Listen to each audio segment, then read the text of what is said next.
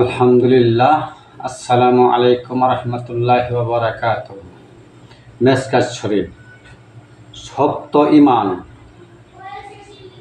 আল্লাহর রাসূল সাল্লাল্লাহু আলাইহি ওয়াসাল্লাম আল্লাহর তরফ থেকে যা বলেছেন, অর্থাৎ কুরআন ও হাদিসে যা রয়েছে, তার প্রত্যেকটি প্রতি ঈমান আনা আমাদের জন্য ফরজ। কিন্তু এগুলোর মধ্যে 7টি বিষয় প্রধান, যথা আল্লাহ, ফেরেশতা, কিতাব, রাসূল সাল্লাল্লাহু আলাইহি সাল্লাম, পরকাল, তাকদীর ও পুনরুত্থান।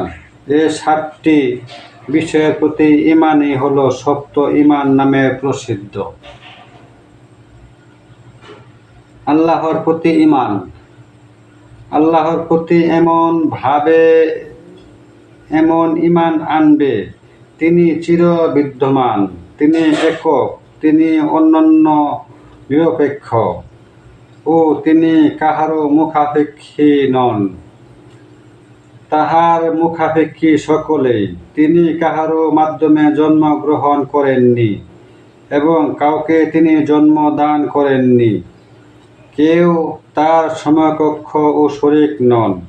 তিনি অনাদি ও অনন্ত। তিনি চিরকাল আছেন এবং চিরকাল থাকবেন।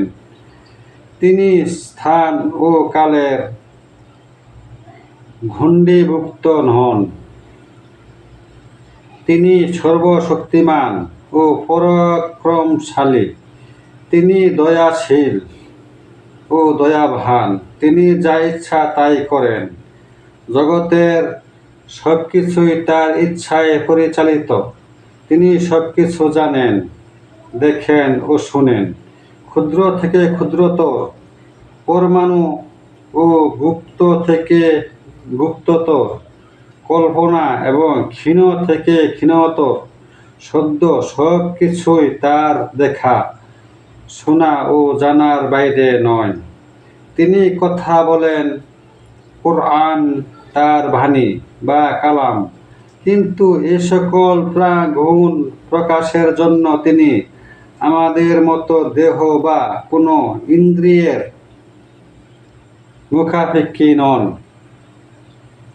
তিনি তার সকল গুণ কিতাবে কিভাবে প্রকাশ করেন, তা আমাদের জ্ঞান সীমার বহির্ভূত। তিনি সব